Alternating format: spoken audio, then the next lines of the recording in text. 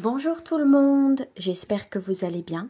Je fais cette petite vidéo pour faire un récapitulatif de ce que j'ai vu avec le groupe de prière. Alors comme la plupart savent, il y a le groupe de prière qui prie avec moi tous les jours à partir de 15 heures du lundi au dimanche avec le chapelet du Christ miséricordieux, les prières quotidiennes, le rosaire et les neuvaines.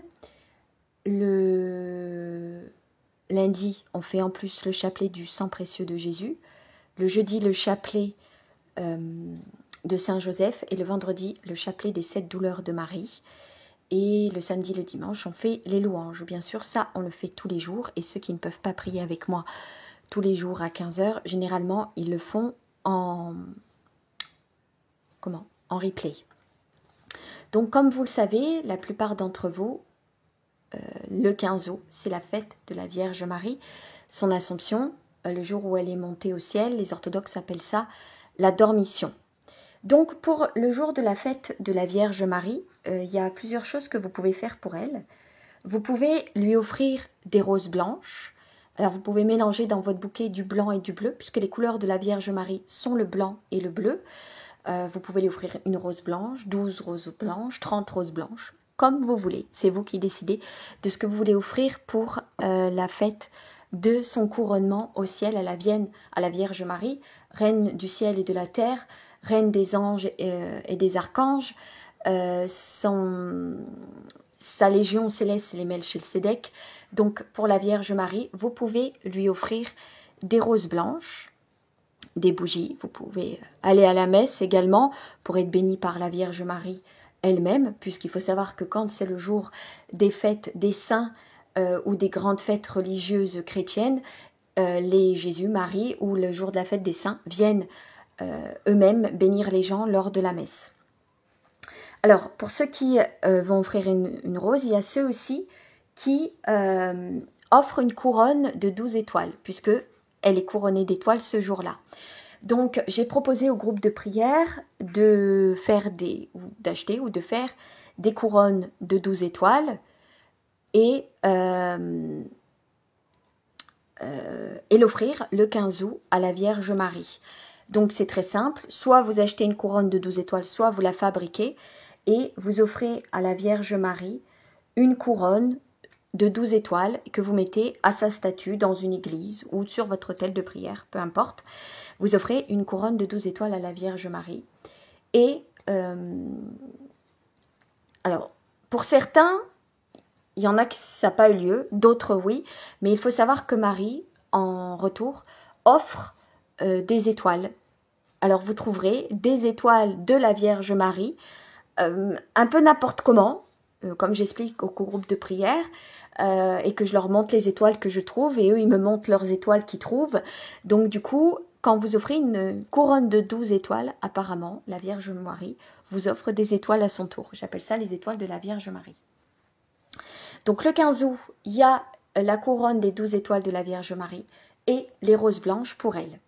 Mais le 15 août aussi, il faut savoir que c'est le début du carême de Saint Michel Archange. Ce carême a été institué par Saint François d'Assise. Donc ce carême aura lieu du 15 août au 29 septembre, jour de la fête des archanges.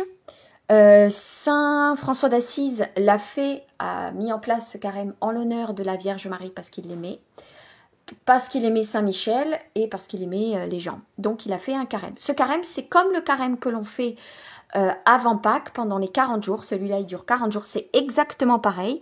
C'est-à-dire que pendant ce carême, vous sacrifiez quelque chose, une ou plusieurs choses que vous aimez, que ce soit la télévision, la lecture, le chocolat, le pain, le fromage, la cigarette, le café, de dire du mal des gens, etc. Ce que vous voulez.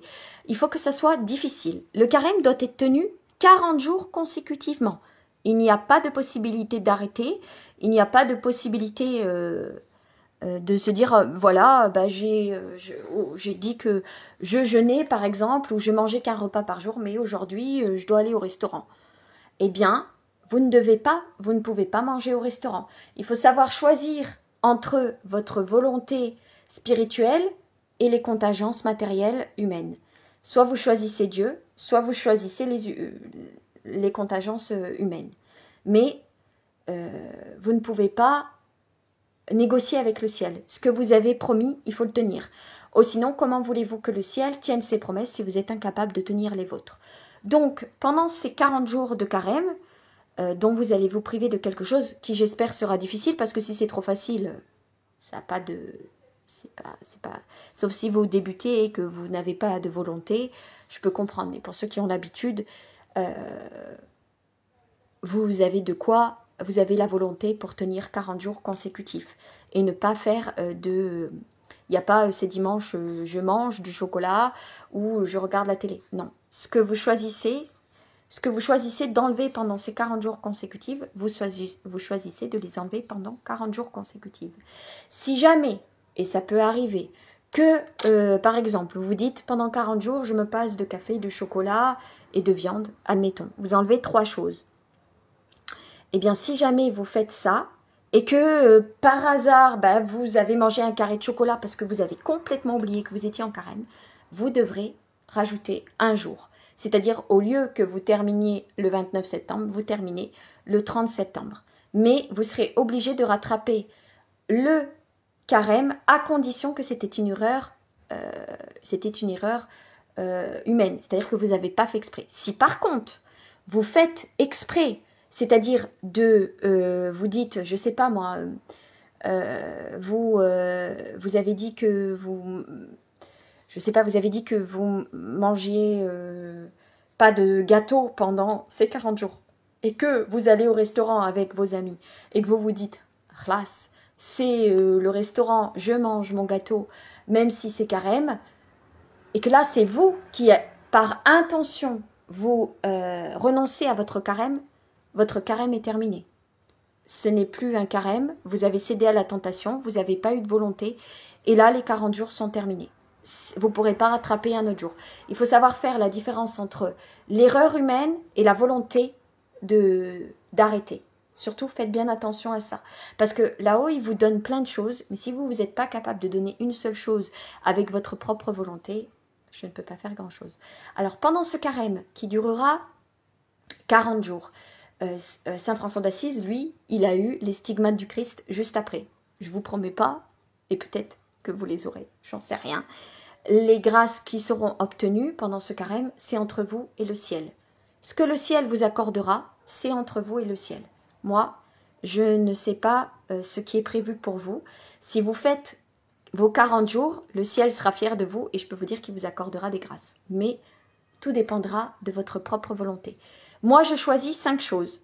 J'avais choisi 4 choses et je ne savais pas choisir pour la 5e chose. Eh bien, quelqu'un m'a donné une idée et en fait, je décidais de faire un sacrifice en commun. C'est-à-dire que tous ceux qui acceptent de faire le carême avec moi pendant ces 40 jours, je ne l'avais pas fait ce sacrifice en commun au mois de mars, on avait fait le sacrifice, on avait fait le carême ensemble, mais je n'avais pas fait un sacrifice en commun.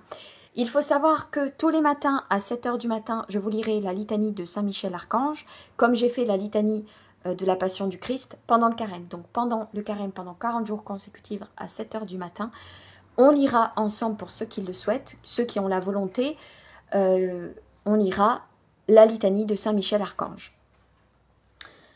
puisque ça sera le carême de Saint-Michel.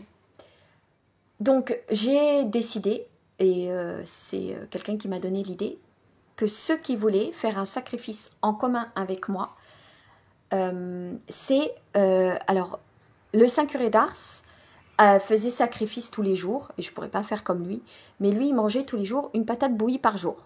Bon, j'ai dit là-haut, c'est chaud. Mais je me suis dit que ceux qui veulent faire un sacrifice en commun avec moi pendant 40 jours consécutifs. Donc même si vous allez au restaurant, même si vous allez manger chez vos amis, vous ne pourrez pas manger autre chose que ce sacrifice en commun, enfin ce qu'on fera ensemble. C'est-à-dire que du coup pendant ces 40 jours, on va choisir un jour ensemble où on mangera qu'une pomme de terre bouillie. Alors vous pouvez choisir la plus grosse pomme de terre que vous voulez, mais ce jour-là, le jour qu'on choisira ensemble, on ne mangera qu'une pomme de terre bouillie. Alors, je ne vous dis pas si vous la mangez que à l'eau, c'est à vous de choisir. Soit vous mangez votre pomme de terre, uniquement votre pomme de terre à l'eau, avec du beurre, du sel et du poivre ou de l'huile d'olive, ou soit vous la mangez qu'à l'eau. Ça, c'est votre sacrifice en plus. C'est à vous de voir. C'est à vous de voir le nombre de sacrifices que vous voulez faire. 1, 2, 3, 4, 5 sacrifices à faire, selon votre volonté, selon votre courage et selon votre désir du ciel, et selon votre demande aussi de grâce que vous voulez faire par rapport à ce sacrifice. Et pour la pomme de terre à l'eau, eh bien, moi, alors je ne peux pas vous dire tous les jours de la semaine parce que je jeûne déjà un jour sur 2. Donc, par vote, je vous laisse le choix, soit le mardi, soit le jeudi, soit le samedi ou le dimanche. Ceux qui participeront et qui commenceront à faire ce sacrifice en commun, c'est-à-dire une pomme de terre à l'eau uniquement pendant la journée, il n'y aura que cette pomme de terre à l'eau. Il n'y aura pas autre chose d'accompagnement pendant la journée. Vous pourrez boire, hein. Vous avez le droit de boire, sauf si vous avez enlevé l'alcool pendant le sacrifice, ou si vous avez enlevé le sucre industriel, etc. Ou si vous avez dit que vous boirez que de l'eau pendant ces 40 jours. Les sacrifices, en dehors du sacrifice commun, ne vous regardent que vous. Ils ne vous appartiennent qu'à vous. C'est entre vous et le ciel et votre volonté. Le sacrifice en commun, c'est entre nous tous ensemble. Donc, sous cette vidéo, j'aimerais bien que vous me dites quel jour vous vouliez, soit le mardi, soit le jeudi, soit le samedi, soit le dimanche. Si vous prenez ce sacrifice en commun avec moi, même si vous allez au restaurant, vous ne pouvez manger qu'une pomme de terre à l'eau. Je suis très claire, hein. C'est vraiment un sacrifice qu'on fait en l'honneur en plus pour le saint curé d'Ars. Donc on fait le carême de Saint-Michel, on fait le carême pour la Vierge Marie, les anges et les archanges, mais aussi on fait un sacrifice pour le saint curé d'Ars. Donc ça sera une pomme de terre à l'eau. Après moi, je vous dis, vous avez le droit de rajouter du beurre, de l'huile d'olive, du sel et du poivre et des herbes, si vous voulez. Du persil, si vous avez envie. Mais vous ne pouvez pas rajouter autre chose qui puisse accompagner. Peut-être de la mayonnaise, mais c'est pas vraiment une pomme de terre à l'eau, là. Hein. Je sais pas. C'est à vous de voir. Moi, je vous dis que le jour que vous choisirez, donc soit le mardi, soit le jeudi, soit le samedi ou le dimanche pendant 40 jours consécutifs, on choisit un jour que vous mettez en commentaire en bas pour le jour de la pomme de terre à l'eau, en l'honneur du curé d'Ars. Voilà. Vous choisissez, vous pourrez prendre la plus grosse pomme de terre que vous voulez, mais ce jour-là, on n'aura le droit qu'à ça.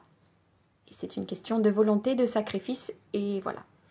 Après, plus grand est votre sacrifice, plus la grâce est grande. N'oubliez pas qu'aussi, pendant ce carême de 40 jours, il faut faire des pénitences. Donc bien sûr, vous savez ce que c'est des pénitences. Je ne vous réexplique pas. La pénitence, c'est pour réparer. Le sacrifice, c'est pour offrir. Et il y a aussi la confession. Pendant les 40 jours, il y a au moins une confession que vous devrez faire. Voilà. Donc je vous laisse décider le jour de la pomme de terre bouillie, comme il dit Jean-Marie Vianney, ou alors la pomme de terre à l'eau, ce que vous voulez.